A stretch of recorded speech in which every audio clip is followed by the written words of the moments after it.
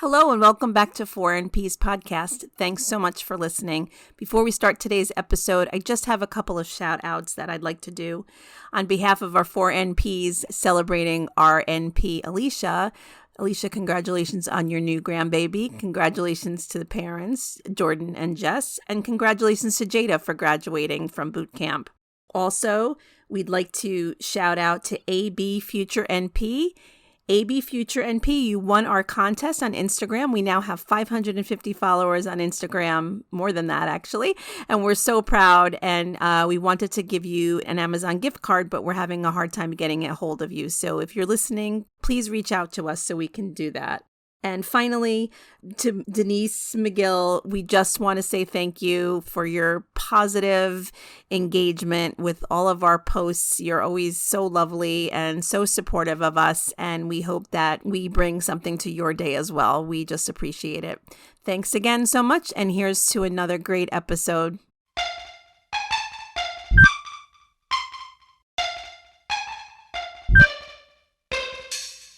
We are Christina, Oneida, Alicia, Colleen. Welcome to 4NP's podcast. This is a podcast by 4NPs. 4NPs, advanced practice nurses, students, and anyone interested in the medical arts. That's the number 4 NPS podcast. If you have a topic you'd like to see covered, please feel free to email us at 4npspodcast@gmail.com or reach out to us through our social media.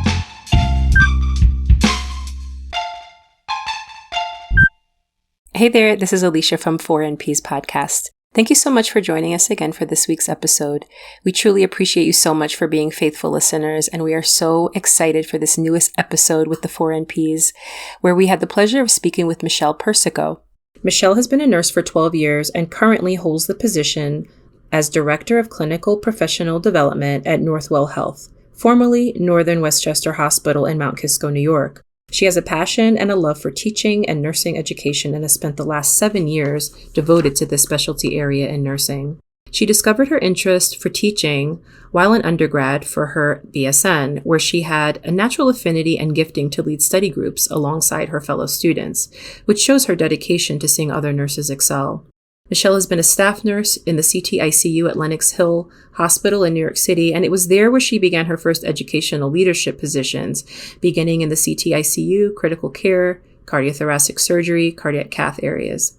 And this while still completing her master's in education from Malloy College. In 2015, Michele obtained ANCC board certification in nursing professional development, NPD, which she maintains alongside of her certifications in critical care nursing and cardiac surgery nursing. During our interview, it was evident how Michele's love for teaching has opened the doors to where she is now, not only because of her educational experiences, but because of her phenomenal leadership capabilities and her dedication to support and advocate for the nurses' needs in her organization. She is someone who values the expertise, experiences, and knowledge nurses from all different specialties bring to the table in giving a well-rounded approach to her education department, which truly helps all nurses excel. In addition to carving out and prioritizing family time at home, she emphasizes the importance of making herself available and being on the ground and at the bedside in the different departments in her hospital, which she says helps her stay current and relevant educationally, as well as able to hear and be a voice for the nurses she educates. Michele is a shining example of a nurse that has gone after what she loves to do, developing what she describes as the perfect marriage of her love for teaching and nursing into her dream job, for which she finds herself truly rewarded and fulfilled. It was an absolute pleasure speaking with Michele, and we know you'll find her just as inspirational. Enjoy this week's episode. All right, so thank you so much for joining us. We're so excited to speak with you. You are the Director of Nursing Education and Educational Development at the hospital that all of us have actually worked at before. Yes. Different time frames, but how did you get into that? So I started out actually as a student nurse, a nurse extern, which is a program that Northwell had developed years ago, and I joined that at Zucker Hillside Hospital, which is a psychiatric hospital. And I worked on an adolescent psych unit to get experience over the summertime when I had been in between your junior and senior years when you do that. So that's where I first kind of decided, I wanted to work for Northwell, and I didn't know which hospital at the time. I lived on Long Island. I had lived with my parents because I was in college, and was trying to figure out, what route I was going to do. That taught me very quickly. I did not want to do psychiatric nursing. However, it was a very good experience. I did gain a lot of knowledge doing that. And then from there, when I graduated, I actually did an accelerated BSN program. So I started out in the traditional, but I switched to the accelerated program at Mount St. Mary College, which I think a few of you went to. All of us, yeah. That's right. So I did their accelerated program, and I graduated in December rather than a May graduation. That was really the only difference. And because this way it allowed me to work during the daytime and be able to, at night, go attend classes. So that's kind of how I switched from traditional to accelerated. And then when I did that, after I graduated from there, I worked my first job was at Huntington Hospital. And that's when they had a graduate nurse program, which they no longer have. But basically, when you graduate, you work under a nurse who's licensed, their license, until you pass your boards. So for about, I would say, probably 6 weeks, I started working in January and I took my boards in February. And luckily I passed. So I was able to, then I no longer had to work under my preceptor's license, which is very different because they don't do that anymore really anywhere. Right. But that was something that they offered when I had graduated. And then after I worked probably about a year and a half on a medical surgical unit there at Huntington Hospital, it was like a VIP unit, which is a fancy name for them for the isolation unit, because there was no, it was private rooms. And unlike Northern we're used to private rooms because everywhere has a private room. There, they don't. So everything was two-bedded. So this unit happened to have private rooms. So that was the unit that I worked on. I quickly, after being on that unit, they had us take charge like right away. So I remember I was, a brand new grad after working for like 6 months, and I was already in charge, precepting. It was like, there was no new grad program how our hospital has. So it was really quick. But I had to learn quickly. And from there, so one of my educators, who's actually been my mentor all along my career, her name is Donna Tanzi. At the time, she was the nurse educator at Huntington Hospital, but she left Huntington and went into Lenox Hill. And when she went to Lenox, she had tapped me on the shoulder and said, why don't you come into the city? You're young, like you're not, tied down yet. Why don't you come into the city and come to Lenox Hill, and you could do a fellowship program? So that's when they used to take fellows that were not necessarily new grads, which now the fellowship programs are primarily meant for new graduates. So I did the first CTICU, cardiothoracic ICU fellowship program that Lenox Hill Hospital had. So I worked in their CTICU, and I loved it. That's like where I gained all of my nursing experience, and how I wouldn't have gotten where I am today without doing that, for sure. Wow. I owe most of my career, I think, to that. I gained a lot of my knowledge there. We did ECMO, you name it, lots of things, CVVH, and a lot of critical care things and that's where my passion was always towards, was critical care. And from there, I eventually became the nurse educator when I decided to go back to school and get my master's. So I started out in education for about a year without having my master's, but they let me work towards obtaining my master's. So I became the educator for the CTICU, the cardiac cath lab, and the EPS lab at Lenox Hill. To start out, it was just the CTICU, but then of course that always grows because you never just get one area.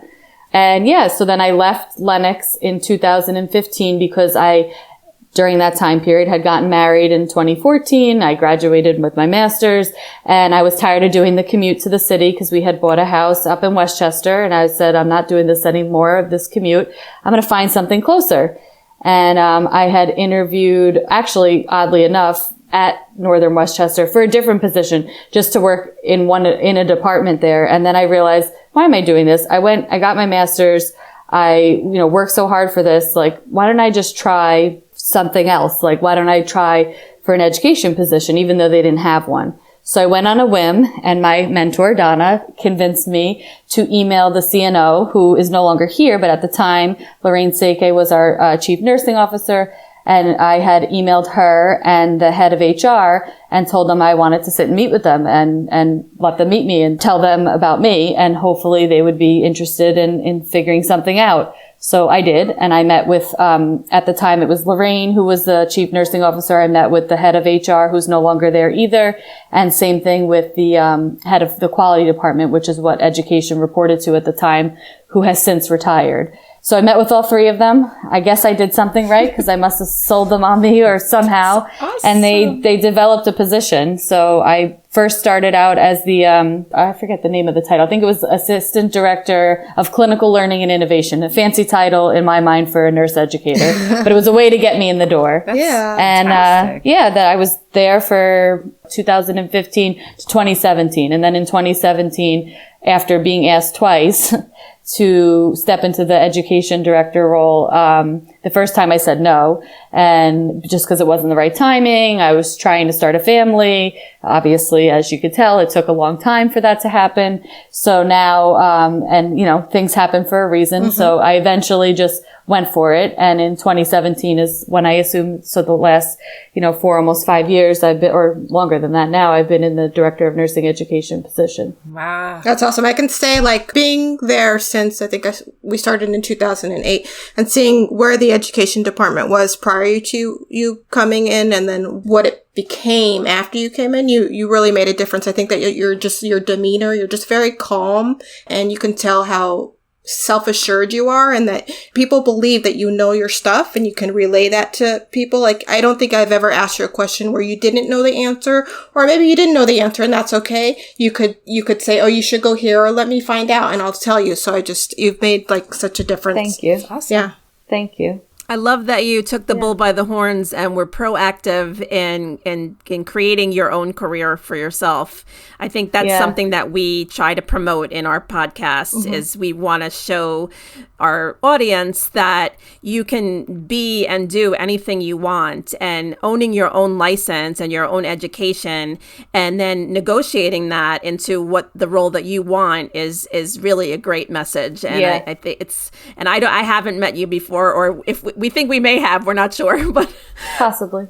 Might be social media. It's just impressive to meet somebody who's like that, and it's inspiring. Thank you. It reminds me, and I probably all of us, that you have to speak up for yourself, and you do own this license, and you do own this education behind you, and you can make any plans you want with that, and take that step and use your voice to speak and explain and negotiate your own path. Yeah. That's awesome. Thank you. So what does a typical day look like for you?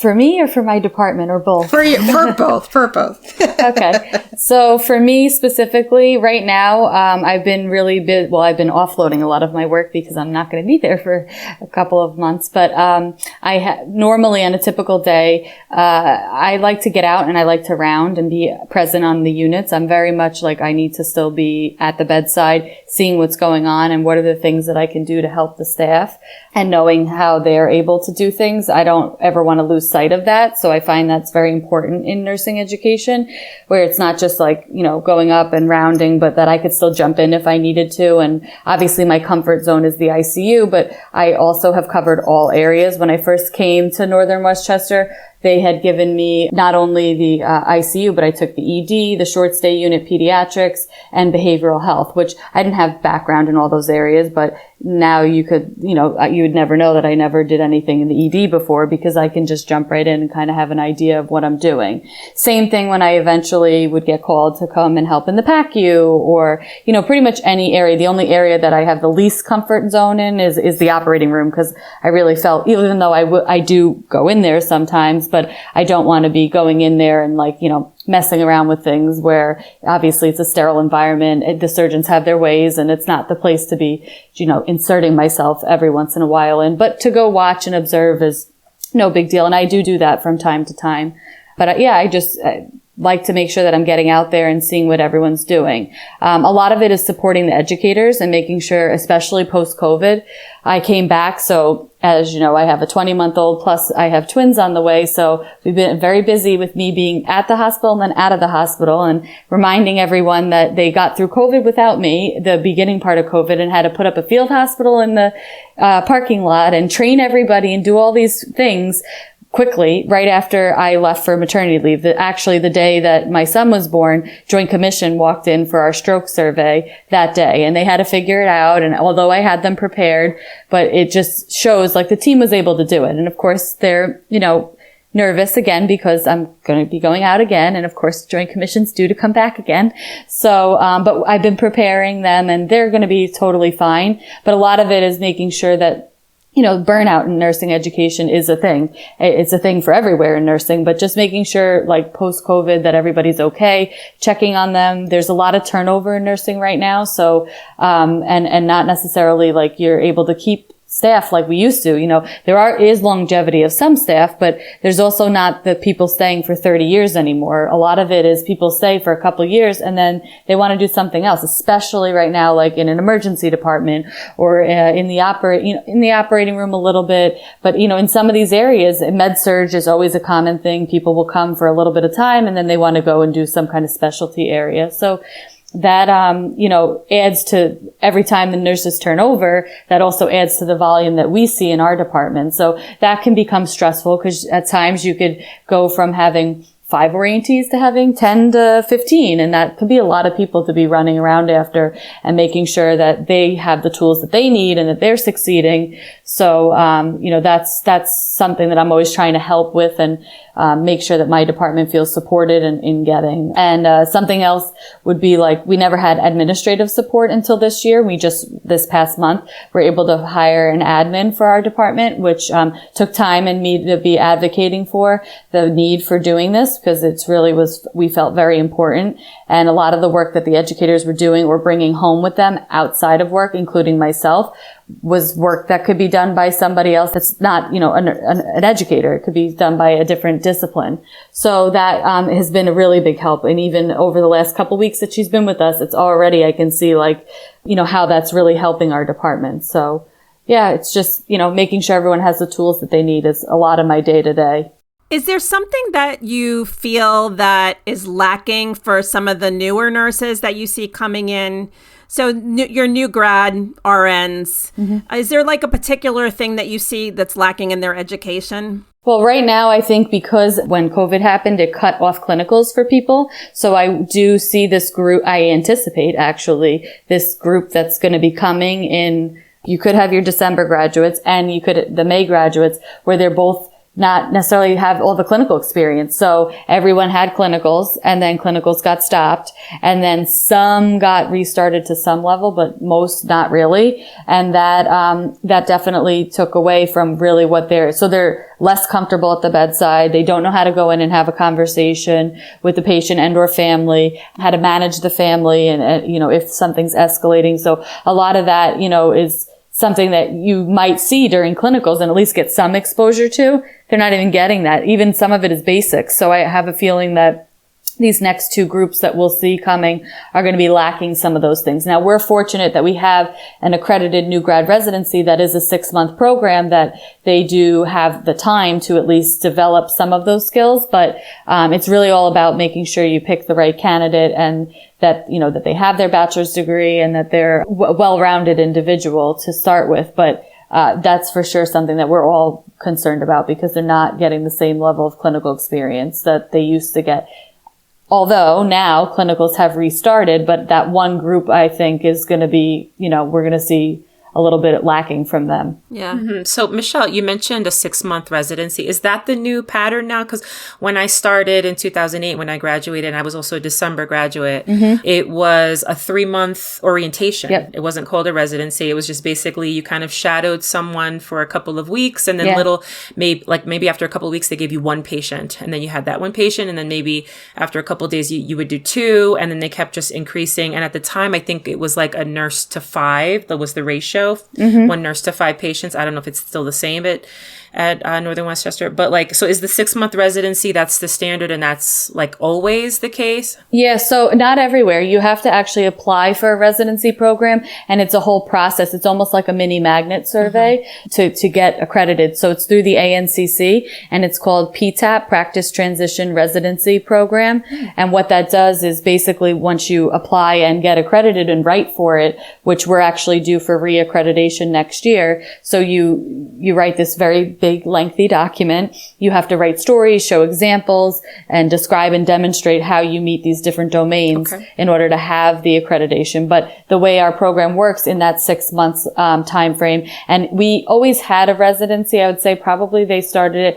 It must have been after you started, but it was around for a while. However, once I got there, we looked into the whole accreditation piece. Probably it took a time to get it off the ground running. Plus, it's obviously a fee to it. So once you're ready to get going and you have all the support behind it, because you need to have senior leadership support in addition to the financial support and to keep the ongoing of the residency and be able to, afford to have the amount of new grads every year that you want to have. So that takes time. But what our program looks like in those 6 months, and originally it just was 3 units, and now we have added a 4th unit.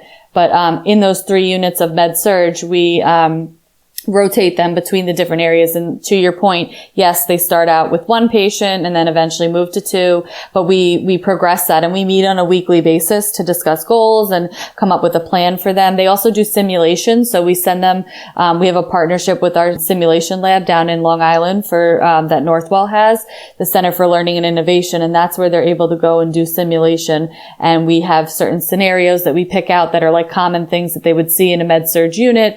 One of them at the end being a code situation. So this way they can feel a little bit more prepared. And our educators are all simulation instructors. So they go down with them and participate in the simulation, and it's a safe space and they get to do debriefing with them. So they really enjoy it.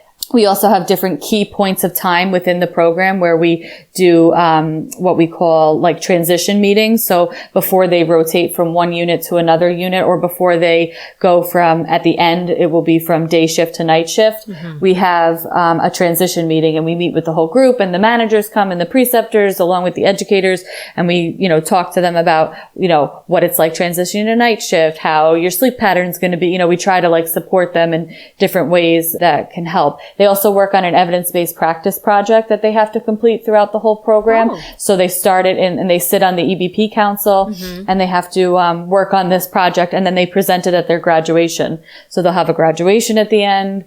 And in the beginning, we have some preset classes that they do, probably for after they finish like the classroom orientation. There's probably 2 weeks worth of like preset classes. And in those classes, they take, it's on all different topics. So respiratory will come, he'll bring the ventilator, he'll go over CPAP and BiPAP and high flow. And especially now with COVID, we had a whole thing on COVID and infection control. So we have all these different topics that are, kind of relatable topics, pain management, palliative care. And then we have them go around and do rounds with those different disciplines. So, they can go round with pain management or palliative care, or attend rounds. We have them attend the rounds in ICU because they're done so well. In addition to them doing rounds on the floor and seeing how the relationships work, we have them get to do time in the emergency department so they can practice just basic skills, putting in IVs. They have a whole class, an IV class.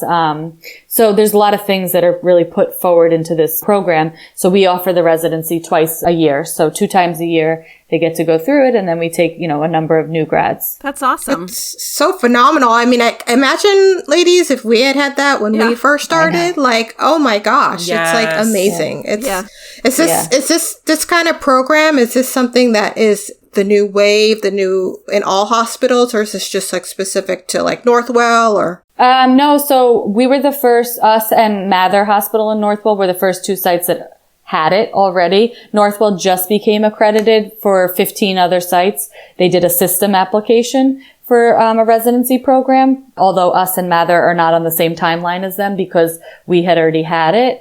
So no, it's up to sites if they want to have it. Not everywhere has it. There are probably I want to say maybe close to 200 something. If you look on the ANCC website, it'll tell you how many hospitals are actually accredited with PTAP. And again, because it costs money, and they even have it for NP programs. So there are accredited NP programs. So when our residents go down for simulation, because the Hofstra School of Nursing is down there, the NPs that are doing simulation end up sometimes coming into our sim, and they're the practitioner. Wow. So I remember when I did my fellowship program, I had again already I wasn't a new grad, but I got to do it on the other end of it, being a little experienced. And I had NPs in my group with me, and I would get to communicate with them and, give them an S-bar in the room and tell them what was going on, and they would give me orders. And so that was nice to see like the collaboration between the groups of people working. And sometimes they would have PAs, but most of the time it was NPs in our room. And so occasionally they will still do that now, which is great because, you're working together anyway. Right. So you might as well have the collaboration between both. It's a great way to team build also for the organization, which is really, it sounds like an outstanding program. Yeah. Really awesome. So what did you do, just to back up, for you to become a nurse educator, what did you have to do that? Yeah, so I got my master's in nursing education from Malloy College.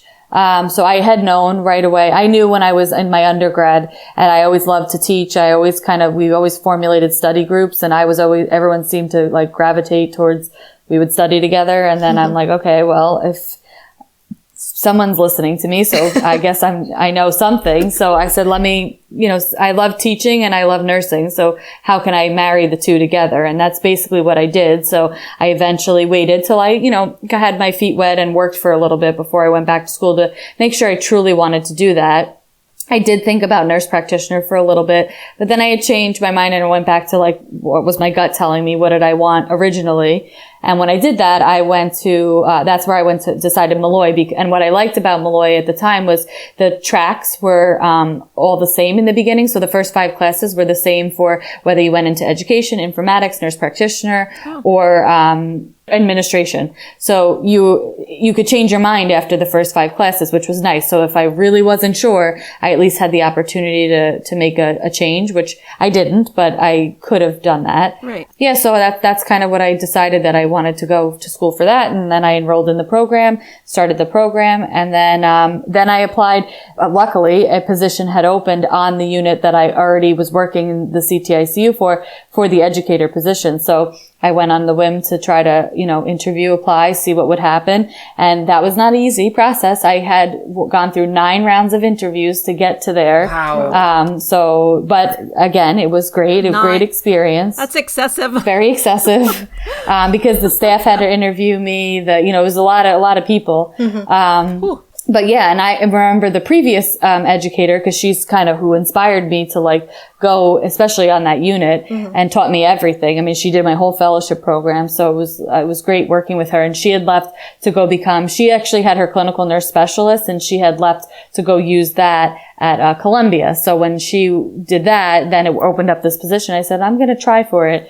And and it worked out that I ended up getting it, and I never looked back from then. That's phenomenal. Yeah. Very impressive. That's awesome. You're like, you're a busy bee on both spectrums, your career and my home. And now with family. Yeah. I do nothing simple. I know. So how excited are you in just this whole journany?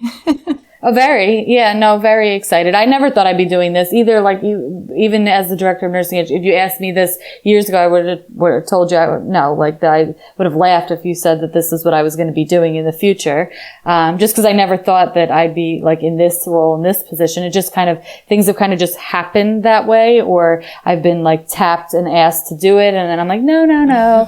And then think about it a little bit more. And then when I'm asked another time, I'm like, all right, maybe I'll think about it now. And, so I guess maybe it's, I don't give myself enough credit, but I don't know. I just feel like things happen for a reason, and that's kind of why they happen. And so I'm happy I did. And then I eventually got certified in nursing education. So there's a certification you could take, nursing NPD. It's now called nursing professional development. Okay. So I got certified in that in 2015.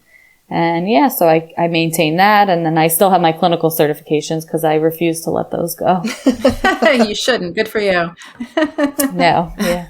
Work too hard for them. How do you manage work-life balance? Well, in this sound like role, us. Yeah, we want to know. In this role, it's not easy for sure. Mm-hmm. Now that I have admin support, I'm going to have a lot more work-life balance when I go back to work from maternity leave than what I had before. Especially this last year, I was definitely having to bring a lot of work home because between myself and the other educators, there was things that we were doing that really we shouldn't have been doing. Right. And once I was able to build the case and explain, really why this is important, that we need this for our department, now that's going to become a moot point. So I'm not even worried about that. Mm-hmm. And that will give me a lot more time and it's setting boundaries. Like, for instance, once I came back from my last maternity leave, I knew, I had to get my son from daycare. So I knew by, 3:30, 4 o'clock, I had to have my calendar blocked out that people couldn't put in invites for me to do XYZ at that time. Or if they did, I'd have to be on, Zoom or Teams or call into it. And I wasn't going to be able to just be readily available unless it was like an emergent thing that I absolutely had to be at. But I think setting boundaries is really important and knowing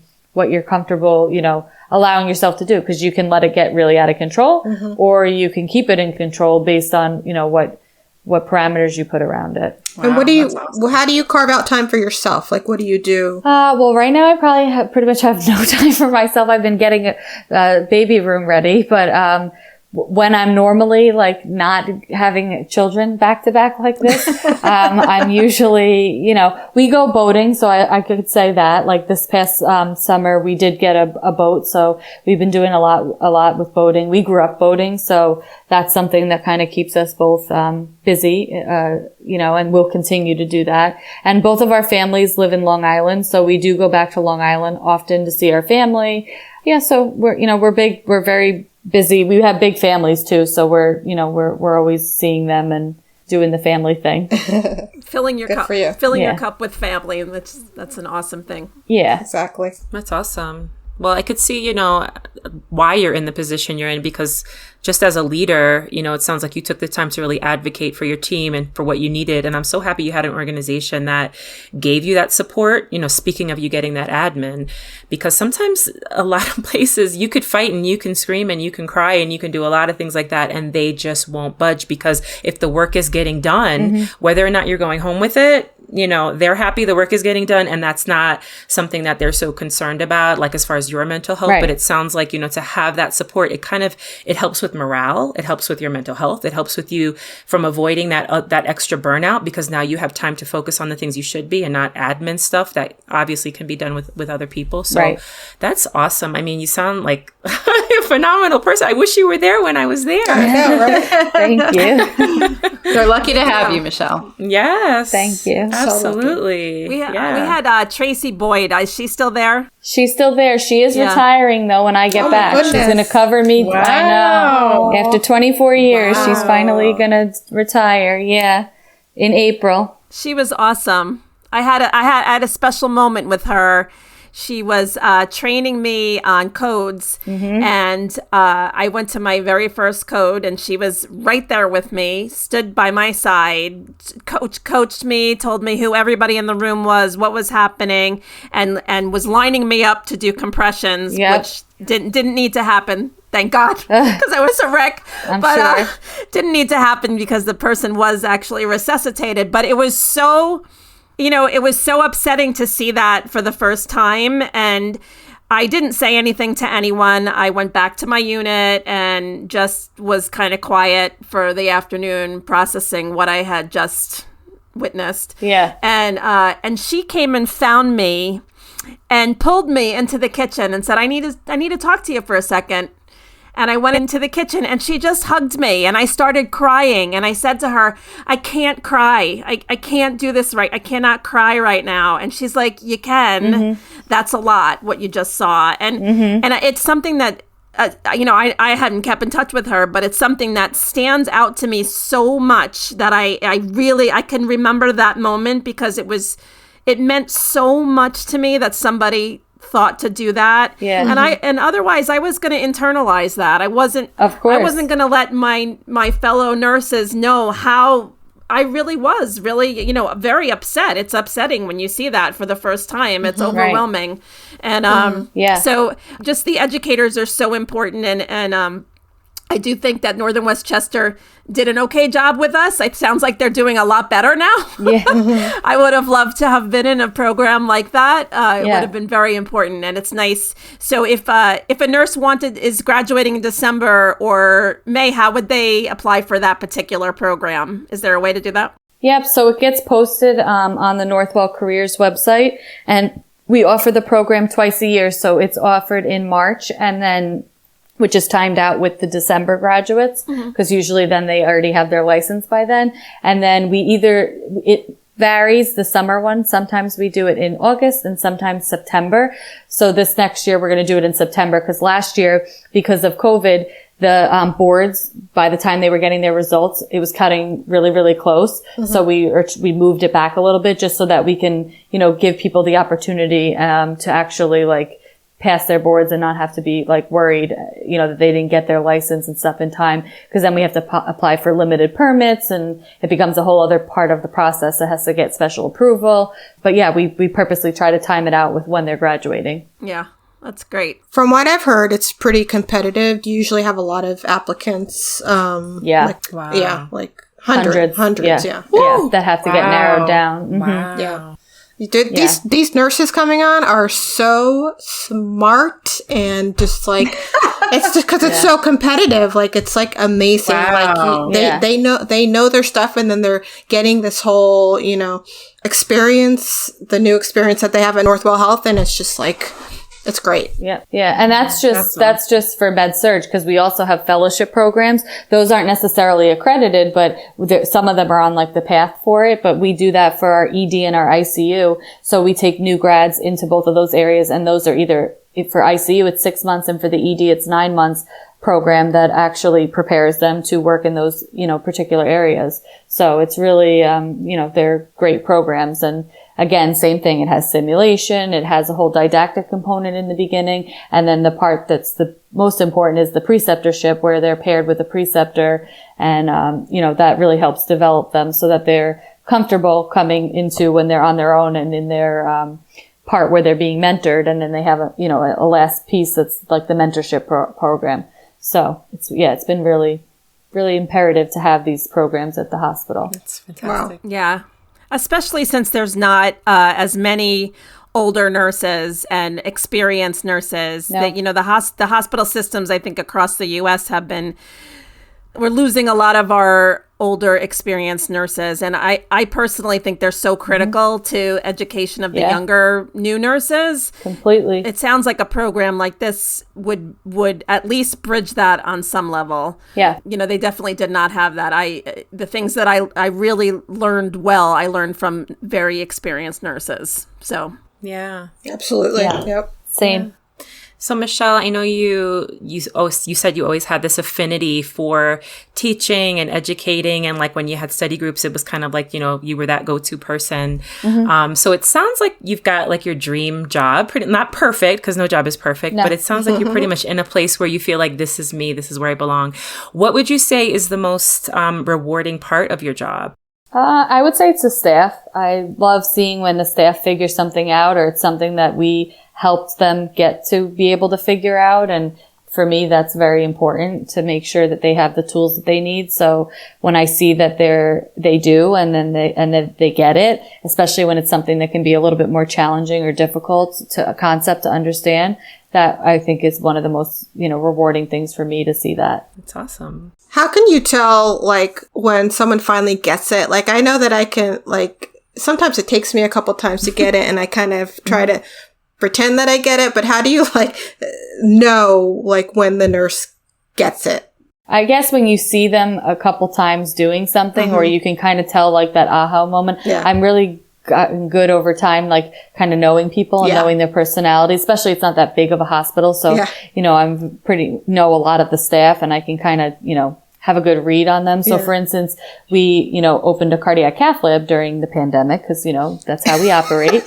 And, that was a whole brand new service. And when that happened, we obviously had to take a little pause because of COVID. But part of that, when we did end up actually opening, that was staff that didn't all have cath lab experience. We had some nurses that came from an ED or from an ICU or from a PACU, and we had to train them on how to do this. And, our ICU staff had to learn how to use a balloon pump or an Impella, which are assistive devices that they never used before. And so for me, that was like, oh, this is right back in my wheelhouse. I felt like I was back at Lenox Hill in the CTICU again because we did that all the time. So I was so happy to see that and the Swansgan catheter come back again because I was very familiar with that, where I had to remember here, we're at a small community hospital where they've never done this and they haven't used a Swan in over 10 years. So, I had to remember who I was working with, the audience that I had. I had a lot of newer staff, but then I had some seasoned nurses who had been there. There's a few that are still in our ICU for probably 20, 30 years. And so they've seen it, but it's been a long time. So, we had to get creative on how we teach and different modalities that we use and make sure that we're teaching to all the different generations and how everybody learns. So, that's very, important in making sure that we're hitting the right target audience in the right way. Mm-hmm. It's amazing. Right. That's great. So where do you think you'll go from here? Nowhere anytime soon. Nothing. I'm kind of want to stay put in what I'm doing, and I'm happy in what I'm doing. That's so awesome. I'm not looking to make any changes. Could they tap me for things? I'm sure. I'm sure I will get asked to do more things when I come back from maternity leave. But, it's not to say that I'm opposed to it, but, right now family comes first for me, and I want to make sure that I'm doing that and, and I'm comfortable in what I'm doing. So, but there'll come a point in time where I don't want to feel too comfortable. So I'll probably want to, entice myself with a little bit more, something else that's, out of my comfort zone just because it keeps me engaged. Yeah. So we'll see at the time what that could be. I don't know, but, you never know what could happen. Yeah, it's true. CNO. No CNO. I love our new CNO, but I'm not that's a tough job to really be doing. Yeah. You're a tough cookie, Michelle. Yeah. I don't know if I can handle that one. Like what you've done in the past, though, like, you've done all the right things and those doors just kind of opened up to you. And so don't limit yourself. Right. No, yeah. I don't. Yeah, no, I know that. Yes. Thank you. Is there a next level terminal degree for a nurse educator? You could go back and get your doctorate. So you could get a DNP, you can get a PhD or an EDD. EDD is the closest to like the education track. Okay. So I have toyed with going back to get my EDD. But obviously right now is not going to be the right time. But, at some point, it depends where you do it. Some places have 3 years, some places have a 4-year program, depending on what you do. There are online ones. So I've dabbled in looking into it, but I haven't committed to anything yet. But it's probably something I will do eventually at some point, but not right away now. She's planted the seed, Oneida. Yeah. We were just talking about planting the seeds for the things that can open up opportunities in the future. Right. So that's planting a seed. Yeah. Yep. Yeah. What would you say to a nurse or a nurse practitioner that was interested in perhaps pursuing a career in nursing education? Yeah. So, I would tell them how much I love it and that I think it's great. I actually had a couple of nurse practitioners that I've worked with before when I was at Lenox and at Northern that worked in the education role, and they did NP role in addition to.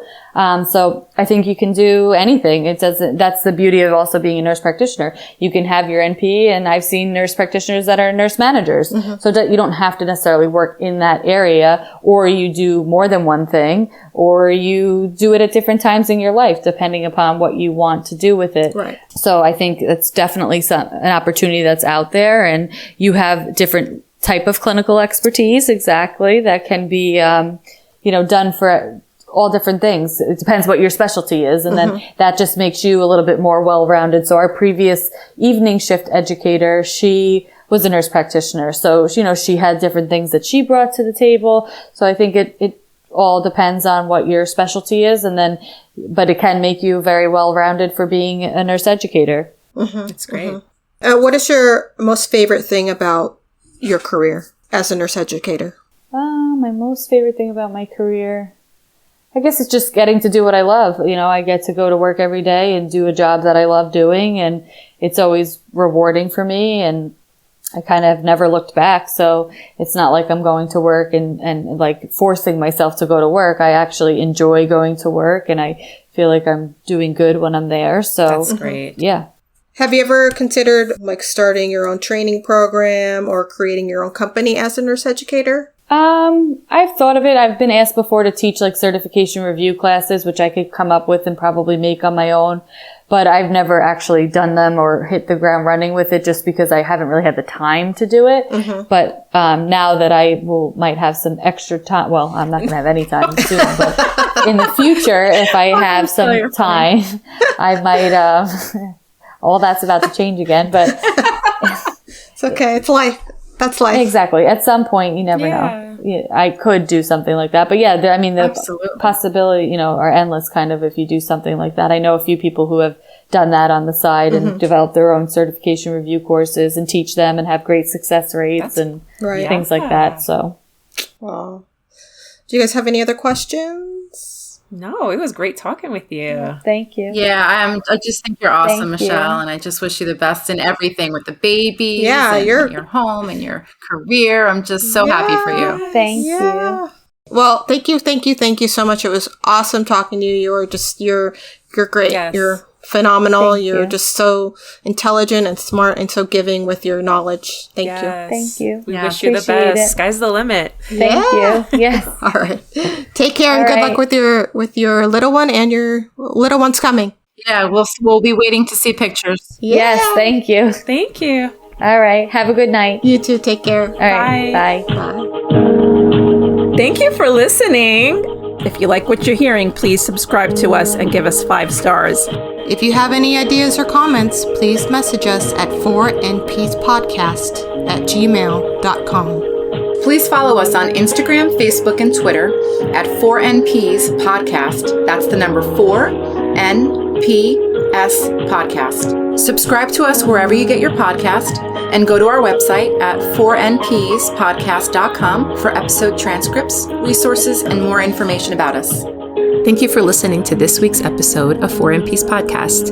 Please join us for our next interview with Dr. Stephen Ferreira, who currently serves as the Executive Director of the Nurse Practitioner Association of New York, receiving many awards for his health policy work. In addition to this, he serves as Associate Dean of Clinical Affairs and Associate Professor at Columbia University School of Nursing. And this is just to name a few of his accomplishments. Stay tuned for our next episode.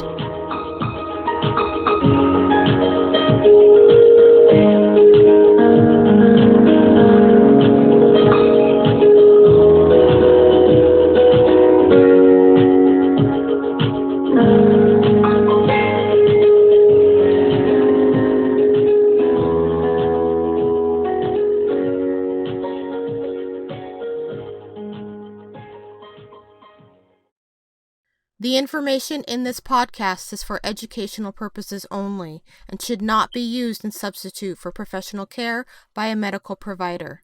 The information in this podcast does not represent medical or other professional advice or services. The thoughts and opinions presented on the 4NPs podcast are of the hosts and guests and do not represent those of their employers.